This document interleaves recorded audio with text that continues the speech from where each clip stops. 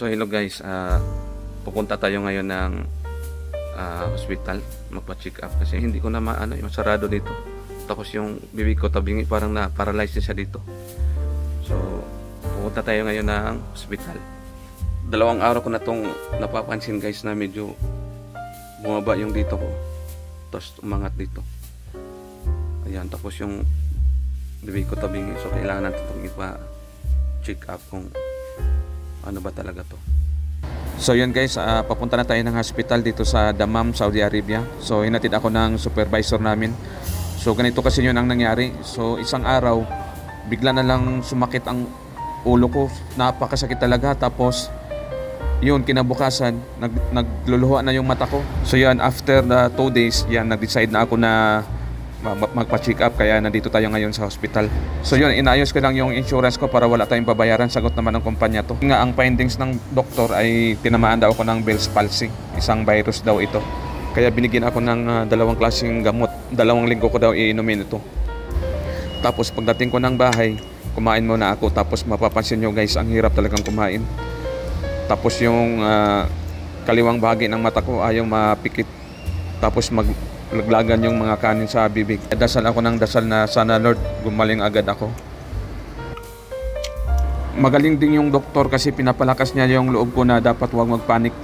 Ang kailangan ko lang daw dapat sumailalim ako sa therapy. So yun. Kinabukasan ng umaga ito, papunta na ako ng hospital. Ito yung unang araw ng therapy natin.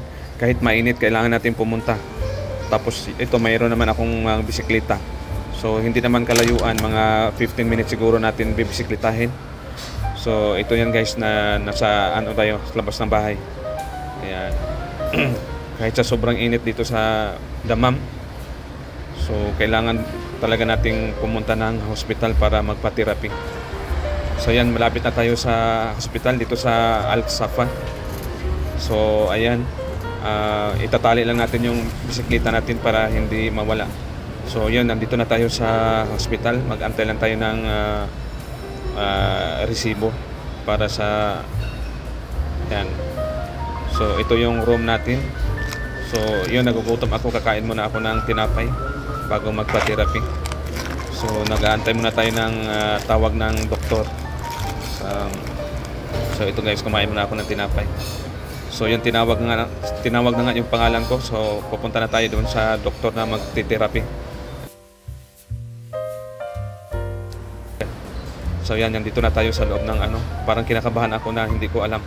So yun pala yun, kasi ako may kunting kunting kuryente daw yung ilalagay. Yun, tinatanong ako ng doktor kung ano daw ang nangyari. Sabi ko, yung kaliwang mata ko hindi masarado, tapos tabingi yung bibig ko, tapos mahirapan akong uminom at saka kumain. So yun guys, nilagyan na ako ng kuryente. Medyo mahina lang naman yung kuryente niya. Tapos nilagyan ako ng parang may bakal doon sa likod ng liig ko. Tapos yun, panaykindat ako.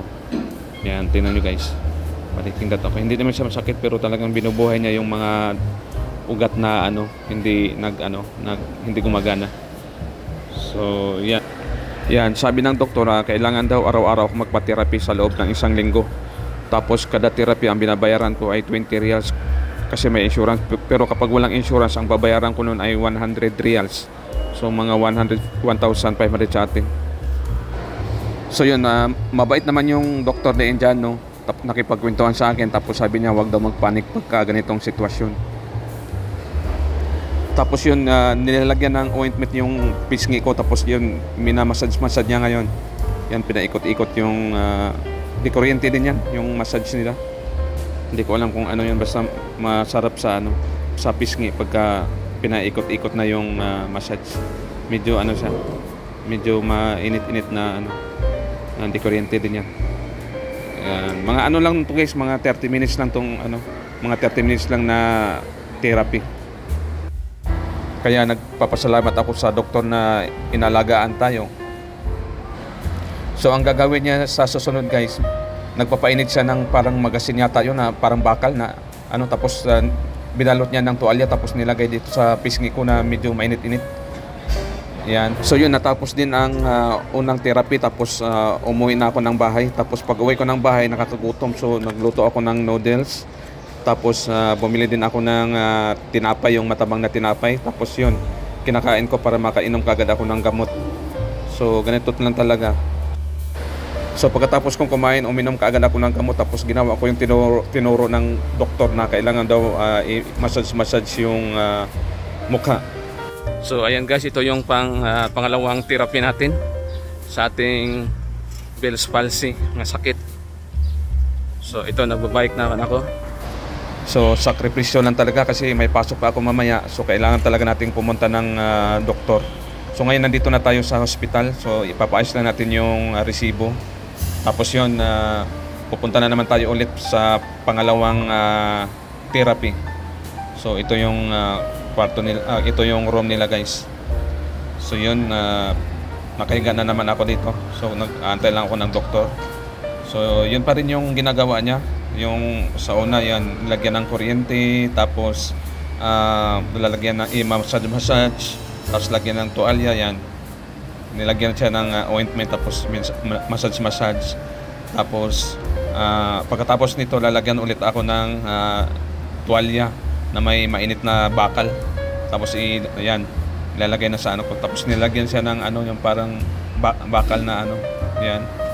Tapos nung una nagreklamo ako kasi sobrang init eh. Sabi niya, hindi, okay lang daw, normal lang daw yan. So yun lang, tatlong klase lang ng therapy ang ginawa sa akin. Yung magmamassage, tapos kuryente, at saka yung towel.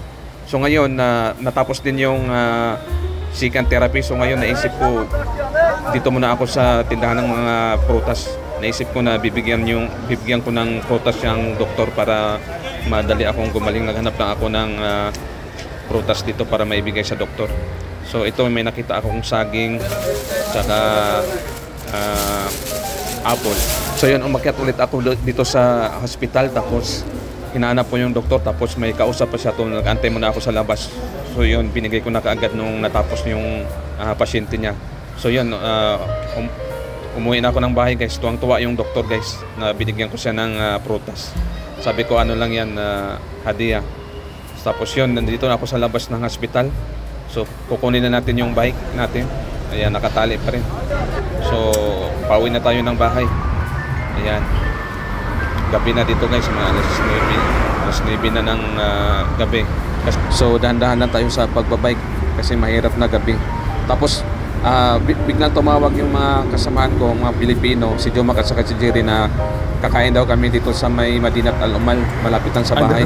Tapos yun, inantay nila ako. Tapos yun, nakita ko na sila. Yan, inantay ako para kakain kami.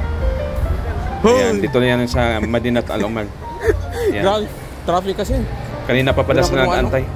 So yun, nag-order kami ng 2 roasted, tapos 3 soft drinks, tapos may kubos dito sa may Copa roasted.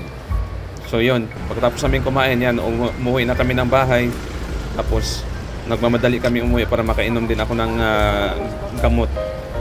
Ayan. So pagdating ko sa bahay kaagad, yan, uminom kaagad ako ng gamot. Kaya pagka may may naramdaman ka guys, tapos may gamot kayo, huwag niyong kalimutan talaga yung gamot. Tapos yun, ginawa ko naman yung tinuro ng doktor na mag-exercise. Yan yung tinuro sa akin ng doktor. Kailangan imamassage yung mukha. Tapos yan, yung ilong naman, pabuka-bukahin yung ilong, tapos tusok-tusukin yan, iangat-angat lang siya. Tapos yung tawa ka lang ng tawa, ganyan. Yan, i-exercise yung bibig para siya bumabalik yung sa dati.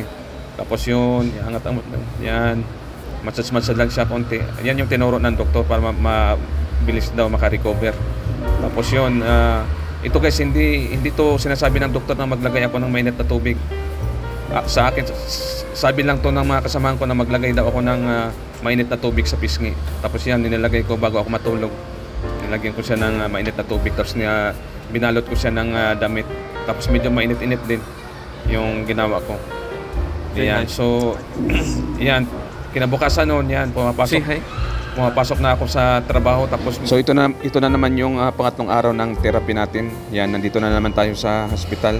Inayos lang yung resibo natin, yung number natin para matawag ng doktor. So wala na naman tayong tulog. So yun guys, yun pa rin yung ginawa sa akin guys, na maglagyan ng kuryente, tapos lagyan ng Yan, towel, yun pa rin yun. Yan, tapos na sabi ng doktor na gagawin ko daw yung tinuro niya sa akin na mag-face massage. So yun, pagdating ko ng bahay yan, ginawa ko agad ng ganyan-ganyan, yung kilay, tapos yung ilong, tapos yung, alam nyo guys, yung tinuro sa akin ng doktor nung nagtawanan kami ng dalawa kasi yung turo niya nakakatawa din eh. Pagka tuturuan ka ng ganyan, yung ilong, pabukarin, tapos yung kilay, tapos yung bibig, ganyan. Natatawa talaga ako. Sabi niya, wag kang tumawa kasi normal lang talaga yan na ano, ganyan talaga yung gagawin mo para madali kang gumaling. So 3 beses lang talaga akong nagpa-therapy, hindi na ako nakabalik sa hospital kasi ang hirap talagang gumising ng umaga. So ito na yung itsura ko guys after 20 days. So yan, may pagbabago na siya konti. Pero umiinom pa rin ako ng gamot. Yan. So after 1 month guys, eksaktong 1 buwan, ito na yung itsura ko. Yan, maraming salamat Lord sa mabilisang recovery. So sana makatulong itong video na to guys. Kailangan nating mag-iingat sa lahat ng oras kasi hindi natin alam kung kailan tayo dadapuan ng ganitong klaseng sakit. So hanggang dito na lang guys. Thank you for watching.